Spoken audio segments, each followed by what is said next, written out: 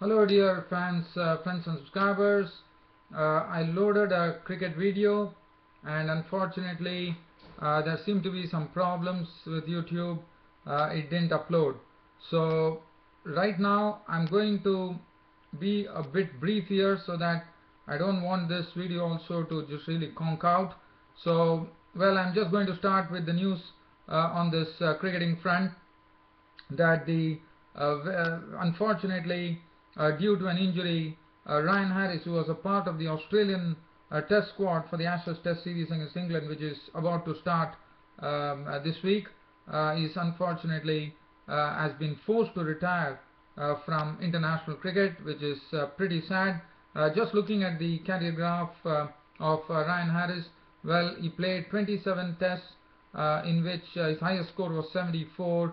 He averaged 21.53, and well, so batting was not his batting. He was a useful lower order batsman, but one has to look at his bowling. 27 tests he played, and he took 113 wickets, and he had 7 for 117 was his best bowling in innings, and best bowling his match analysis was 9 for 106. 5 times he took 5 wickets in innings, and ODIs he played 21 matches and he scored only 48 runs, so he never had much of an opportunity. 21 tests, 21 one-day internationals he played, and as far as T20s were concerned, he only played 3 matches. In ODIs, he played 21 matches and he took 44 wickets. So it's very unfortunate, but due to injury, it has come as a bitter blow for Australia that with the Ashes Test series, and we know that Ryan Harris is a very wily bowler. Unfortunately, one would remember Ryan Harris, as I said, he was very unfortunate that due to injury, he has been forced to retire from international cricket. And I can only say that Ryan Harris was for me, he was like a 100% contributor as far as Australian cricket was concerned, and it was pretty sad to see that this happened to Ryan Harris. And another thing is that Ryan Harris, one would remember for that famous Test match between Australia and South Africa, where it was almost, I think it was the final over of the day, and Ryan Harris was at the receiving end, and he was the one who actually took the Australians to victory in that historic Test match. So that is one thing one would remember. But as I said, Ryan Harris has been like a 100% contributor, whether it is with batting, bowling, or fielding, whatever is going to use to give 100%.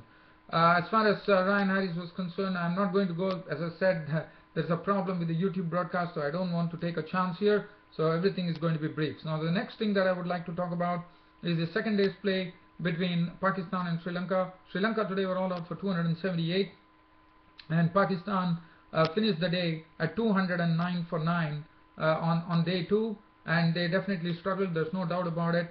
And for Pakistan, it was not so easy. Barring Azhar Ali, who played some very good strokes to score 52 with 8 fours, he did a counter-attack as Pakistan were really in trouble at one stage at 91 for 4.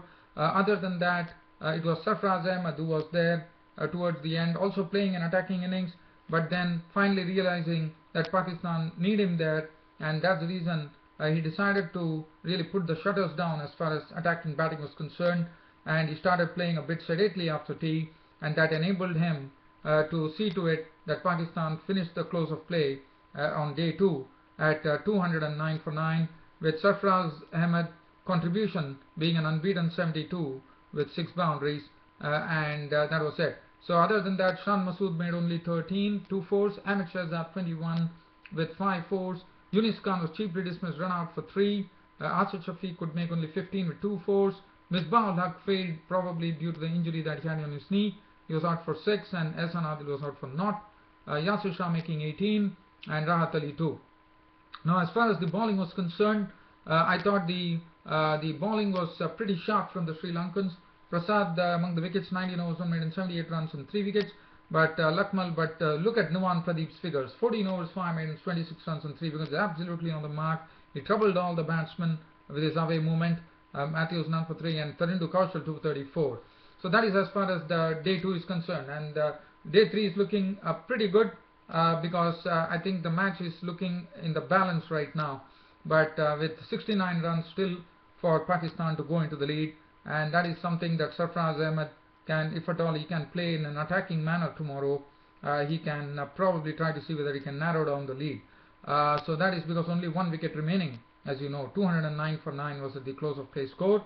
And the other news, tomorrow we know that Bangladesh, who have been on a real victory run as far as one-day internationals are concerned, tomorrow are playing their first T20 game against South Africa, and that is going to be an interesting one, no doubt about it. One is really waiting for that to happen, because Bangladesh have found some newfound confidence of late, as you all know, and they have been on a very good victory run, and now no team can take Bangladesh lightly.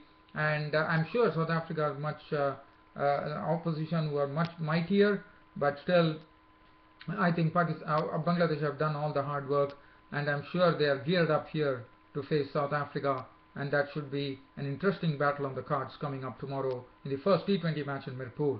And then finally, to end up this cricket show on a very short note here this night, I would have to say that Australia have won their tour game against Essex today by 169 runs.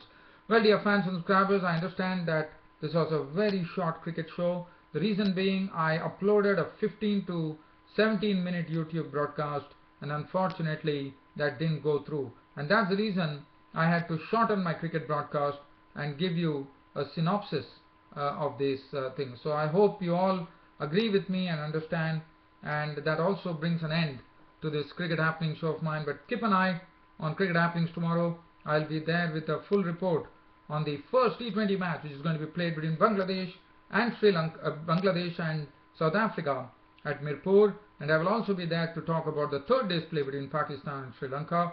And that's it from me, your host Ram, as far as today is concerned, and it's good night from my studios here. Thank you.